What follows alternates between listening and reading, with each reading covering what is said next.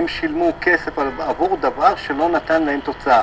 הם שילמו כסף עבור דבר שלא נתן להם תוצאה. הם שילמו כסף עבור דבר שלא נתן להם תוצאה. מה שמך? כהן מרדכי. ממה אתה סובל? מפטריה בציפורן.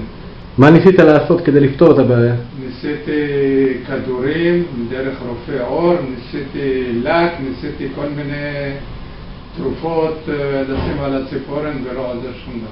ולא עוזר שום דבר. אוקיי, תודה. תראה איזה מתקלף, הנה הפטריה. הנה זה קטע שלך. הכל מתנקה, נהיית חדשה. תראה את הפטריה שהיא מתחת לציפורן פה. פשוט מושלת.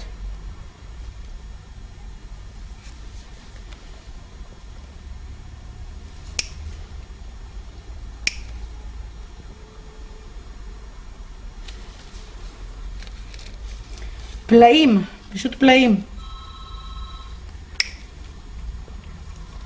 אתה רואה מה היה מתחת לציפורן? כל האור הזה היה מלא בפטריה. מה אתה אומר על המצב של הרגליים פה כאן כרגע במפגש השני? כרגע אני מרגיש הרבה יותר טוב מה שהמפגש הראשון. מבחינת השיפור? מבחינת השיפור, הרגליים נראיתם הרבה יותר טוב. היא מוגלה, נכון? אוקיי, הבנתי. איפה הוא נמצא? באיזה סניף? באיזה סניף הוא נמצא? איזה יופי.